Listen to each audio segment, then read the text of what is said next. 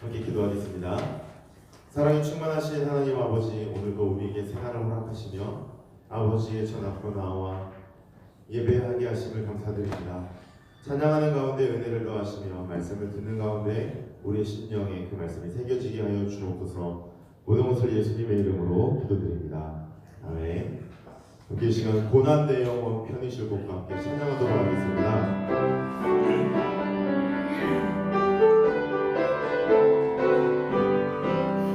고난의 영혼 편히 쉴 것과 풍랑이 일어나 안전한 복음 폭풍까지도 다스리시는 주의 영원한 바르지에 주의 영원하신 팔 함께 하사 항상 나를 붙드시니 어느 곳에 가든지 요동하지 않음은 주의 팔을 의지함이라.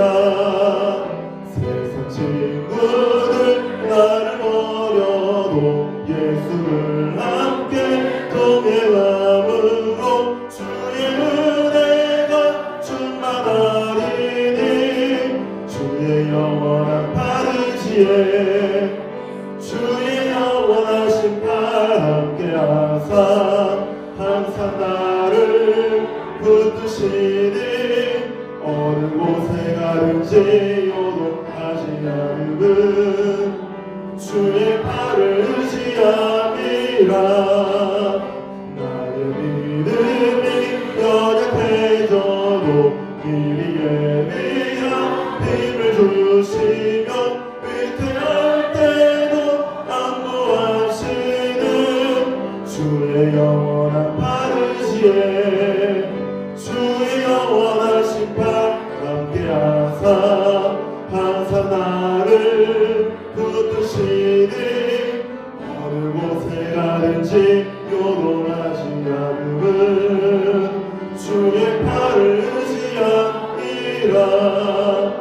믿지 못한 것 주께 없으니 나의 인생을 주께 맡기면 나의 모든 짐 대신 지시는 주의 영원한 바르지에 주의 영원하신 팔 함께 하사 항상 나를 붙드시니 어느 곳에 가든지 요동하지 않음은 주의 팔을 의지함이라. 이 시간 나의 안에 거하라 나는 내 하나님이니 함께 찬양하도록 하겠습니다.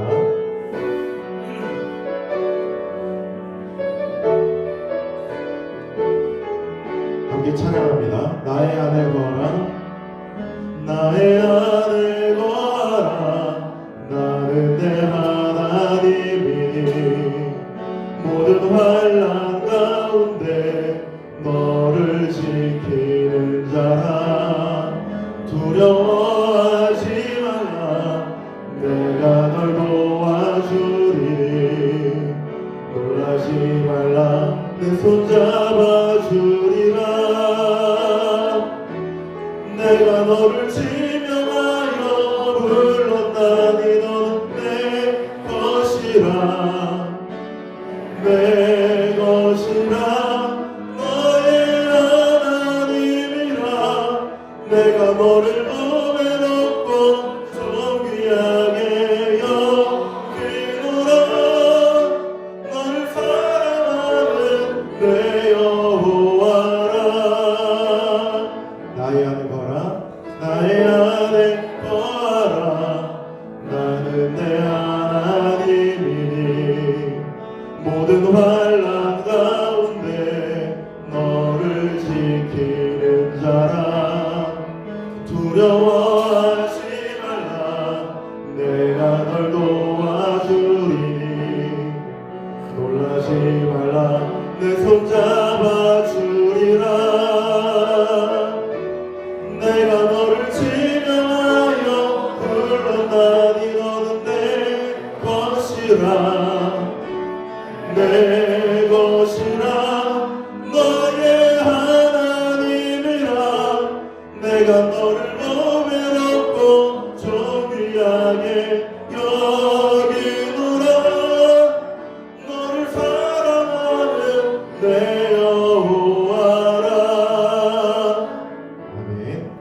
함께 이 시간 예배를 위해서 기도하겠습니다. 오늘 드려지는 수요 예배를 주님의 기쁘게 받으시기를 위해서 함께 기도하시고, 또한 오늘 말씀을 전하는 엄영성 목사님 말씀을 전하실 때에 하나님의 은혜가 우리에게 임하고 그 은혜 안에서 살아가는 한 주가 될 수 있도록 하나님의 인도하심이 있기를 위해서 함께 기도하도록 하겠습니다. 이 시간 기도하실 때 주님의 이름을 크게 한번 부르시고 동성으로 기도하도록 하겠습니다.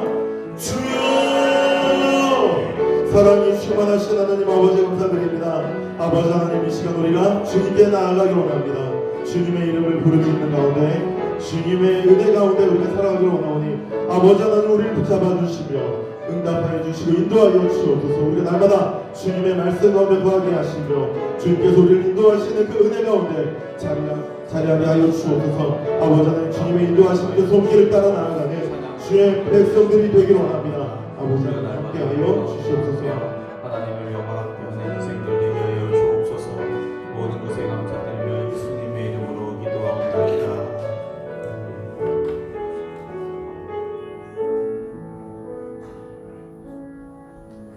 사랑이 많으신 하나님 아버지 감사합니다.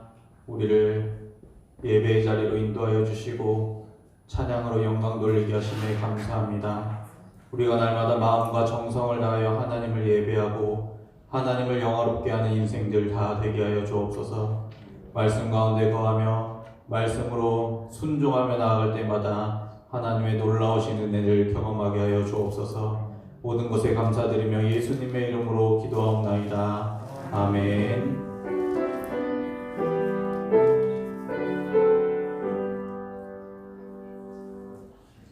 오늘 주신 하나님의 말씀은 여호수아 17장 1절에서 13절까지 말씀입니다.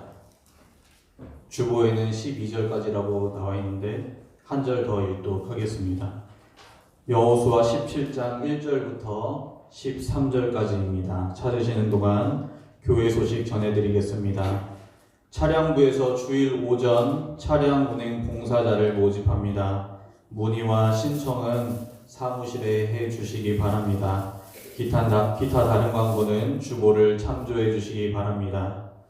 여호수아 17장 1절부터 13절까지 말씀을 저와 여러분들이 한 절씩 돌아가면서 읽고 마지막 13절 함께 읽겠습니다. 므낫세 지파를 위하여 제비 뽑은 것은 이러하니라. 므낫세는 요셉의 장자였고 므낫세의 장자 마길은 길르앗의 아버지라. 그는 용사였기 때문에 길르앗과 바산을 받았으므로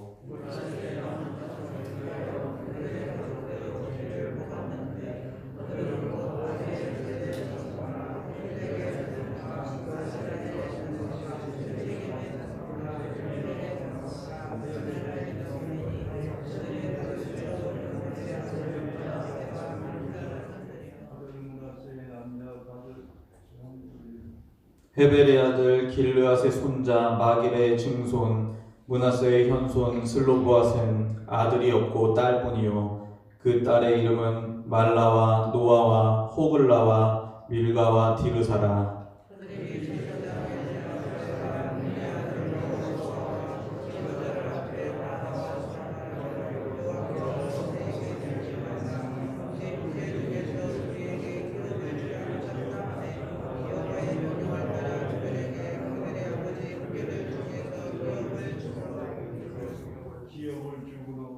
요단 동쪽 길르앗과 바산 외에 므낫세에게 10분깃이 돌아갔으니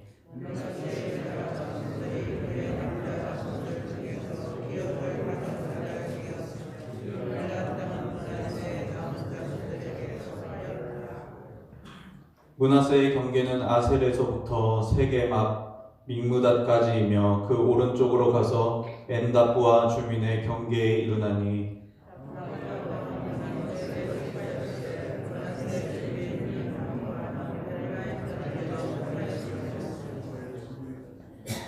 또 그 경계가 가나 시내로 내려가서 그 시내 남쪽에 이르나니 므낫세의 성읍 중에 이 성읍들은 에브라임에게 속하였으며 므낫세의 경계는 그 시내 북쪽이요 그 끝은 바다이며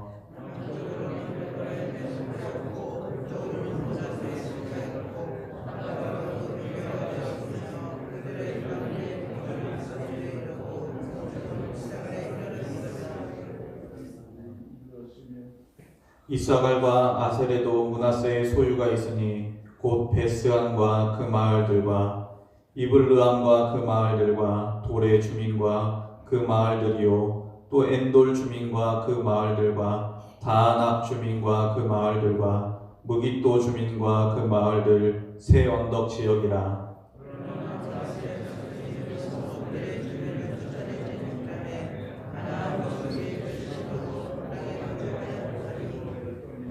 다 함께 읽겠습니다. 이스라엘 자손이 강성한 후에야 가나안 족속에게 노역을 시켰고 다 쫓아내지 아니하였더라. 아멘. 이스라엘 백성들은 계속해서 땅을 분배하고 있습니다. 가나안 땅을 분배하면서 갈렙이 가장 땅을 먼저 분배받았습니다. 갈렙의 기업을 분배하는 과정은 이스라엘 백성들이 본받아야 할 땅 분배의 롤 모델이라고 말씀드린 바 있습니다. 다시 한번 갈렙의 땅 분배를 짚어보기 원합니다.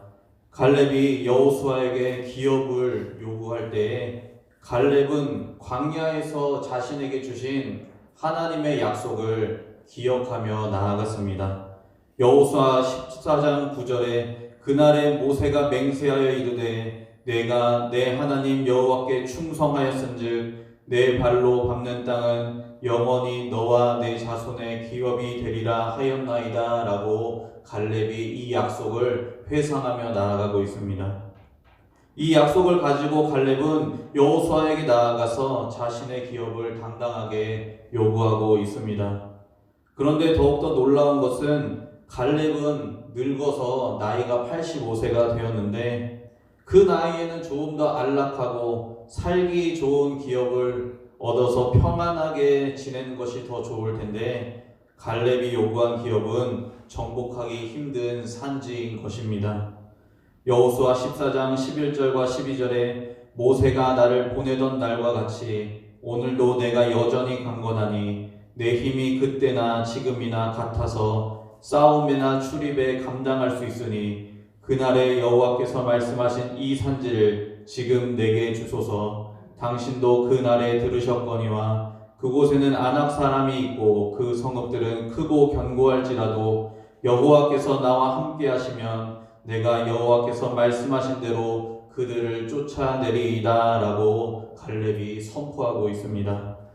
광야에서 주어진 하나님의 약속을 기억하고 거인족들이 살고 있는 험준한 산지를 갈렙이 기업으로 요구하면서 믿음으로 정복할 수 있다고 선포한 갈렙은 그 믿음대로 헤브론 지역을 점령한 것입니다.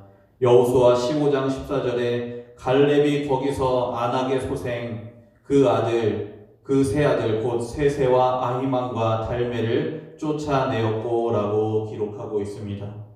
이스라엘 백성들이 요단강을 건너기 전 정탐했을 때 보았던 큰 거인들을 그들이 보기에 우리를 메뚜기라고 여길 것이라고 했던 장대한 자들을 갈렙은 믿음으로 나아가 하나님의 도우심을 힘입어 쫓아내었던 것입니다. 그래서 갈렙의 기업에는 가나안 땅의 거민들이 살지 못하게 된 것입니다. 참 평안이 찾아온 것입니다. 이스라엘 백성들은 이 갈렙처럼 분배받은 땅에서 믿음으로 나아가 가나안 주민들을 진멸해야 할 의무가 있는 것입니다. 오늘 본문은 이스라엘의 빅3 지파 중에 므낫세 지파의 기업의 분배를 설명해 주고 있습니다. 또한 오늘 본문은 16장과 연결되는 부분입니다. 16장과 17장은 크게 한 덩어리의 내용으로 볼 수 있습니다. 16장 1절부터 4절은 요셉 자손이 분배받은 기업에 대해서 간략하게 설명해 주고 있습니다. 그리고 16장 5절부터 10절까지는 요셉의 아들 에브라임 지파가 받은 땅에 대해서 알려주고 있고 또 오늘 본문 17장 1절부터 6절까지는 요단강을 건너기 전 동쪽 므낫세 지파에 대해서 간략하게 소개하고 있습니다. 그리고 17장 7절부터 13절까지는 요단강을 건너서 서쪽 땅에 분배받을 므낫세의 절반 지파의 땅 분배에 대해서 언급하고 있고 마지막 17장 14절부터 18절까지는 요셉 지파에 대해서 다시 한번 언급하면서 요셉 지파의 땅 분배를 마무리하고 있는 것입니다. 그러니까 요셉 지파 안에 에브라임과 므낫세의 땅 분배 이야기를 넣은 것입니다. 계속해서 오늘 본문을 보시면 1절부터 6절에 요단 동편 땅에 분배받은 므낫세 반지파에 대해서 언급하고 있습니다. 이들은 요단강을 건너기 전 미리 땅을 분배받았습니다. 그런데 이미 분배받은 내용을 왜 다시 언급하고 있는 것일까요? 16장부터 17장에 걸친 요셉 지파의 땅 분배를 완전하게 기록하기 위해서입니다. 이미 분배를 받았지만 요셉 지파의 기업은 에브라임 지파의 땅과 또 동쪽 므낫세의 땅과 또 이제 분배받을 서쪽 므낫세의 땅을 포함하는 것이기 때문에 이 기록을 명확하게 보존하고 기록하여서 어느 하나 누락되지 않도록 하기 위해서 기록하였습니다. 그런데 오늘 본문을 보시면 요단 동편 땅의 기업을 받은 므낫세 반지파에게 문제가 있었음을 알 수 있습니다. 오늘 본문 17장 3절에 보시면 헤벨의 아들 길르앗의 손자 마길의 증손 므낫세의 현손 슬로브앗은 아들이 없고 딸뿐이요 그 딸들의 이름은 말라와 노아와 호글라와 밀가와 디르사라라고 말씀하고 있습니다. 동쪽 므낫세 반지파에 일어난 문제의 원인은 슬로브앗이라는 사람에게 딸만 5명이 있었다라는 것입니다. 요즘은 딸이 참 귀합니다. 이런 말을 들어보셨나 모르겠지만 자녀 3명을 기준으로 딸만 3을 낳으면 금메달을 땄다라고 합니다. 그리고 딸 2, 아들 1면 은메달이고 딸 1, 아들 2은 무엇이겠습니까? 동메달이겠죠? 그러면 딸은 없고 아들만 3이면 뭐라고 할까요? 목메달이라고 합니다. 목메달. 힘겹게 아들을 피워봤자 아무런 소용없다는 뜻을 담고 있는 유머인데요. 요즘 시대에 슬로브와 같이 딸만 5이면 참 좋았겠지만 고대 사회에서는 그렇지 않았습니다. 당시의 여자들은 사회적 약자의 계층이어서 아무것도 할 수 없는 상황이었습니다. 노인과 어린아이와 마찬가지로 여자는 인구수에도 계산하지 않던 시대입니다. 그런데 슬로브앗이 아들은 없고 딸만 5명 낳았습니다. 기업을 분배해 주는 것 역시 남자 형제들 중심으로 주고 있음을 오늘 본문을 통하여 슬로브앗의 딸들의 문제를 통하여 암시할 수 있는 것입니다. 슬로브앗의 딸들이 다른 지파 사람들에게 시집이라도 간다면 아무런 힘도 못 쓰고 대가 끊기게 되는 것입니다. 또한 집안에 아들이 없기 때문에 그 기업을 계속해서 이어갈 수 없는 상황에 놓인 것입니다. 슬로브앗의 딸들은 이러한 시대의 상황과 문제를 정확하게 직시하고 있었습니다. 슬로브앗의 딸들이 직시한 문제가 민수기 27장 3절부터 5절에 나타나고 있습니다. 민수기 27장 3절부터 5절에 우리 아버지가 광야에서 죽었으나 여호와를 거슬러 모인 고라의 무리에 들지 아니하고 자기 죄로 죽었고 아들이 없나이다. 어찌하여 아들이 없다고 우리 아버지의 이름이 그의 종족 중에서 삭제되리이까? 우리 아버지의 형제 중에서 우리에게 기업을 주소서 하매 모세가 그 사연을 여호와께 아뢰니라 라고 말씀하고 있습니다. 슬로브앗의 딸들은 자신의 아버지의 기업이 삭제될 수도 있겠다라는 우려와 근심이 있었습니다. 슬로브앗의 딸들은 죽은 아버지의 기업도 이어가고 므낫세 반지파의 기업을 온전히 지키고 싶었습니다.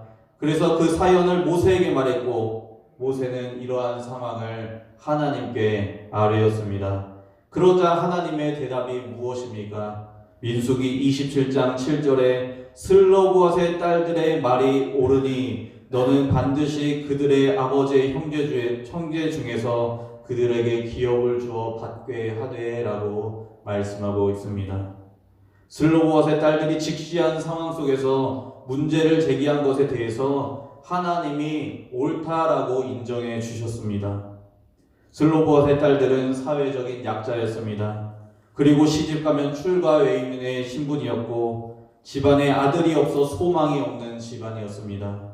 그러나 슬로브앗의 딸들은 포기하지 않았습니다. 믿음으로 나아갔습니다. 그리고 솔직하게 자신들의 처한 상황에 대해서 낱낱이 고했습니다. 그러자 하나님께서는 슬로보와 세 딸들의 믿음과 그 어려운 상황을 보시고 이 일들을 해결해 주셨습니다. 같은 지파 내에서 결혼을 해서 기업을 이어가는 조건 하에 여자도 상속권을 가질 수 있게 되는 계기를 만들어 주신 것입니다. 가능할 것 같지 않아 보여도 문제를 들고 하나님께 믿음으로 나아가면 하나님께서는 반드시 응답해 주십니다. 연약한 우리들의 삶에는 문제가 많습니다. 걱정거리와 우려가 너무나 많습니다. 소망이 보이지 않을 만큼 좋지 않은 상황들도 펼쳐질 때가 있습니다. 그러나 슬로보와 세 딸들처럼 그 문제들을 직시하고 하나님께 맡겨드리기 원합니다. 우리의 목소리와 마음의 간구를 들으시는 하나님께서 응답해 주시는 은혜를 맛보기를 간절히 원합니다. 요단 동편의 므낫세 절반 지파의 땅 분배의 이야기를 마친 후에 요단을 건너 서편의 므낫세 절반 지파의 땅을 분배하고 있습니다. 서쪽 므낫세 지파는 아래로는 에브라임 지파, 위로는 아셀 지파, 동쪽은 이사갈 지파와 인접한 땅을 분배받았습니다. 면적으로 따지면 에브라임과 단과 베냐민 지파 세 개의 지파의 면적을 합친 크기와 같습니다.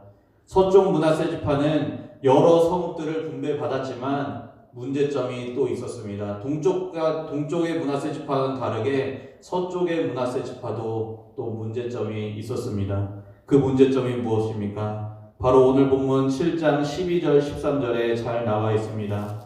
그러나 므낫세 자손이 그 성읍들의 주민을 쫓아내지 못하며 가나안 족속이 결심하고 그 땅에 거주하였더니 이스라엘 자손이 강성한 후에야 가나안 족속에게 노역을 시켰고 다 쫓아내지 아니하였더라 라고 말씀하고 있습니다. 서쪽 므낫세 지파의 자손들은 분배받은 땅에서 정복전쟁에 실패하는 모습을 보여줍니다. 여기서 성읍들이라는 해당하는 단어의 히브리 원어는 성벽으로 둘러싸인 정착지 또 견고한 요새를 의미합니다. 이렇게 요새화되어 있는 성읍들이 여러 개입니다. 성읍들로 표현했기 때문입니다. 가나안 사람들은 성벽으로 둘러싸여 있는 자신들의 견고한 요새에서 므낫세 자손들의 공격을 수차례 막아냈습니다.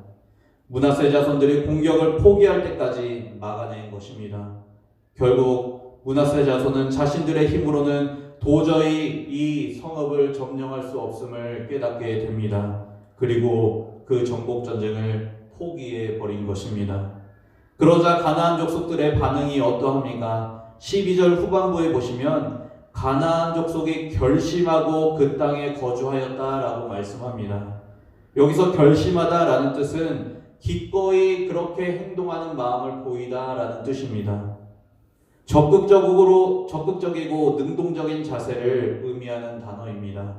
가나안 족속들은 그 성읍에서 버티면서 사는 것이 자신들의 최선의 방법이고 그렇게라고 생각하고 므낫세 자손의 공격을 방어했습니다. 가나안 사람들은 성벽이 둘러싸여 있고 요새화된 성읍에서 끝까지 버티기만 한다면 자신들을 공격해온 므낫세 자손들이 결국 스스로 포기해 버릴 것이라고 생각하고 방어한 것입니다. 아예 그 땅에 거주하기로 마음을 먹은 것입니다. 결국에는 므낫세 자손이 가나안 사람들을 쫓아내지 못하게 되는 실수를 범하게 됩니다. 므낫세 자손이 가나안 사람들을 무찌르고 쫓아내어 몰아내는 것은 가나안 땅에 들어가기 전에 모세를 통하여 알려주신 하나님의 명령이었습니다. 그런데 므낫세 자손은 기업을 분배받았지만 정복에 실패하고 맙니다. 갈렙의 본을 따라 믿음으로 끝까지 정복하기를 힘써야 하고 또 반드시 정복해야만 하는 땅인데 유다 지파와 에브라임 지파와 거기에 이어서 므낫세 지파도 정복에 실패하고 말았습니다. 그 이후에 므낫세 자손이 조금 더 강성해지기 시작했는데도 가나안 자손들에게 노역만 시켰지 완전히 쫓아내지는 않았습니다. 쫓아낼 수 있을 정도로 강성해졌음에도 13절 이후에 보시면 다 쫓아내지 않았다라고 말씀하고 있습니다.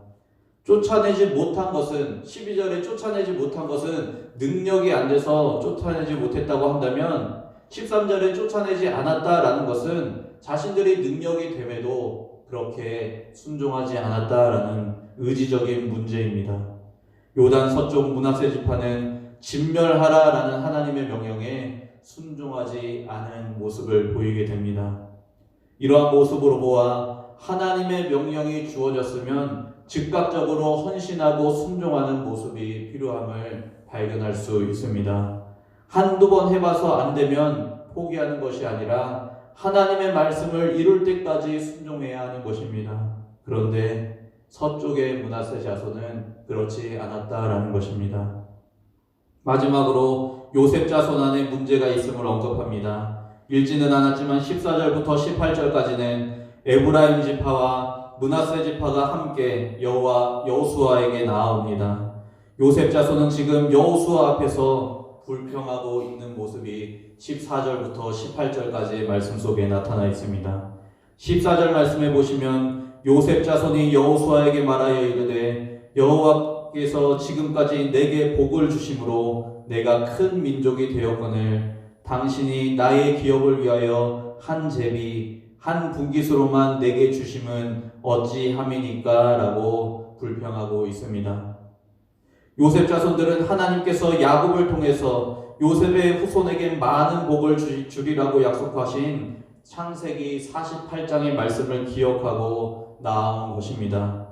그리고 민수기 26장에 나온 인구조사 결과를 가지고 나왔는데 에브라임 지파 32,500명, 므낫세 인구 52,700명, 도합 85,200명이기 때문에 자신들이 이스라엘 족속에서 가장 많은 인구를 보유하고 있기 때문에 가장 큰 기업을 받아야 된다라고 생각했던 것입니다.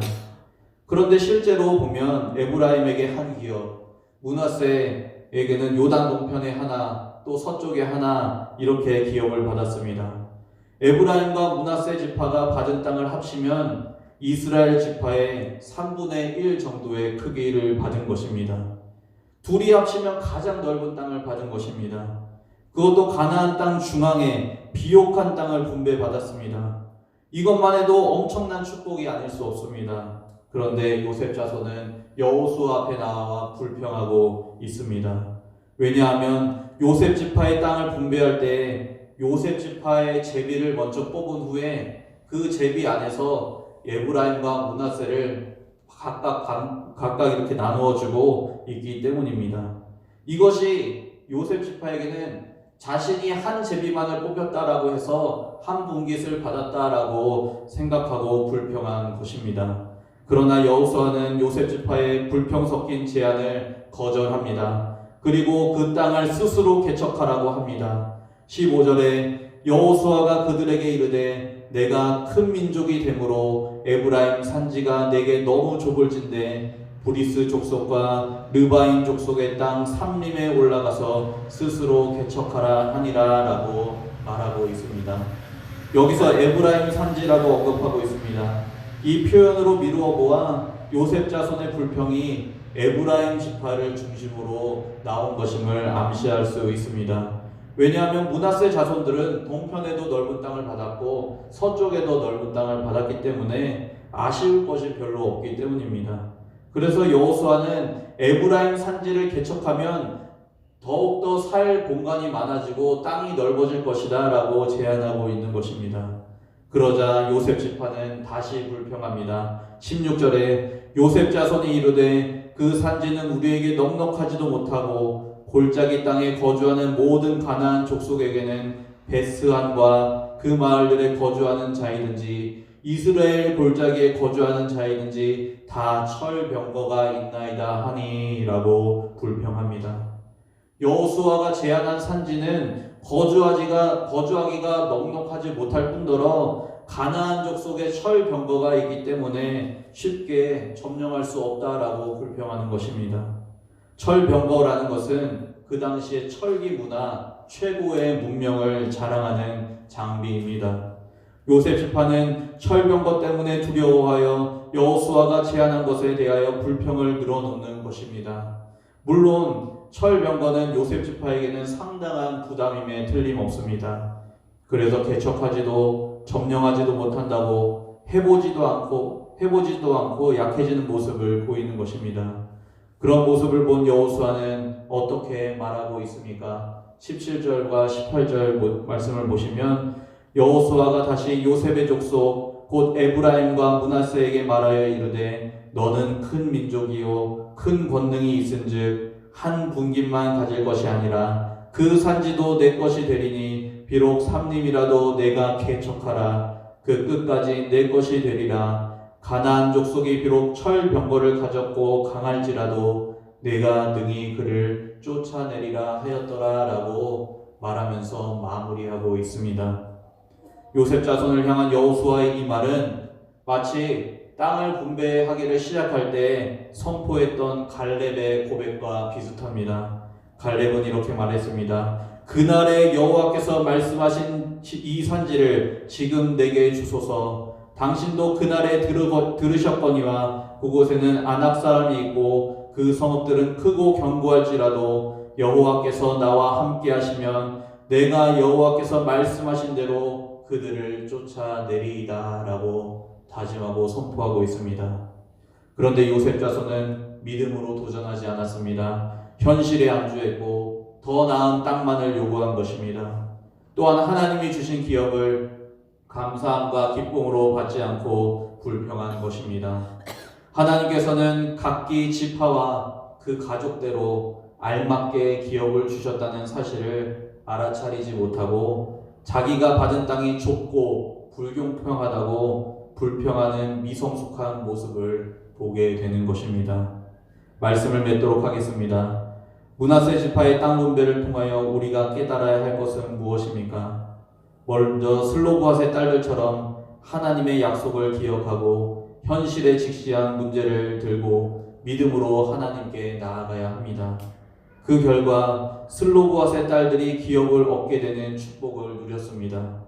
믿음으로 나아갈 때 하나님께서는 불가능한 상황도 열어주시고 가능하게 역사하시는 분이라는 것을 깨닫고 철저히 하나님만 의지해야 한다는 것입니다.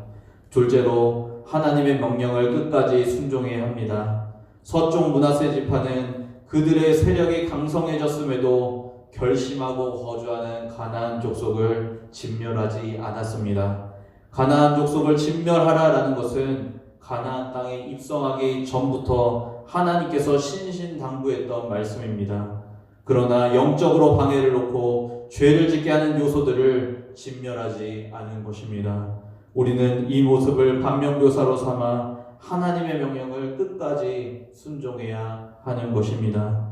마지막으로 하나님께서 주신 기업에 대해서 감사함과 기쁨으로 받아야 합니다.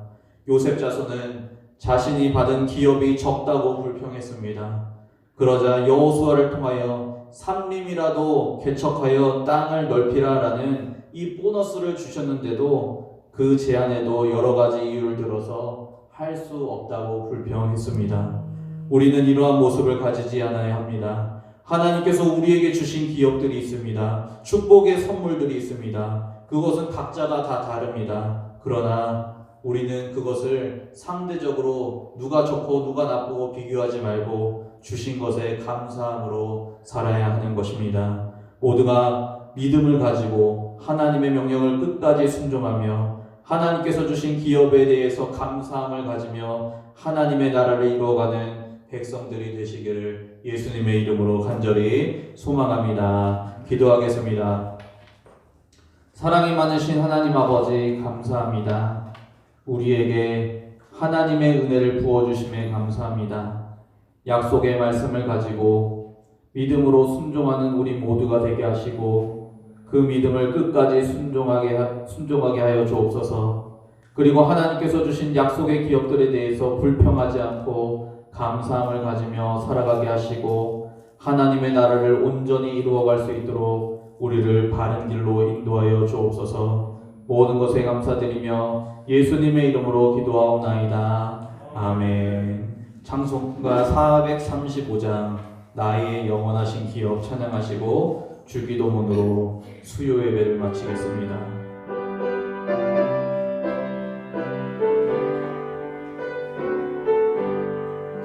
나의 영원하신 기업 생명보다 귀하다.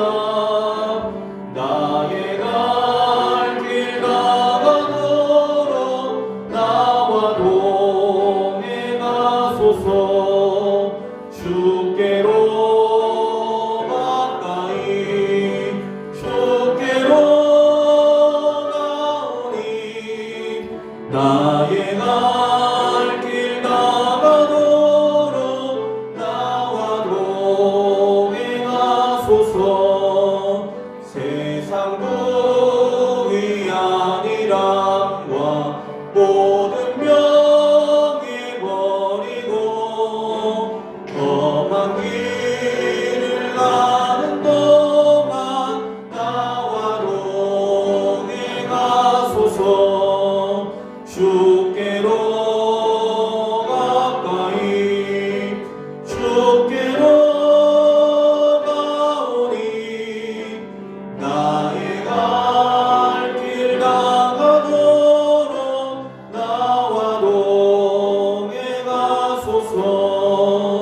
어두운 골짝 지나가며 험한 바다 건너서 천국 문에 이르도록 나와 동행하소서. 주께로 가까이 주께로 가오니 나의 갈 길 나가도록 나와 동행하소서.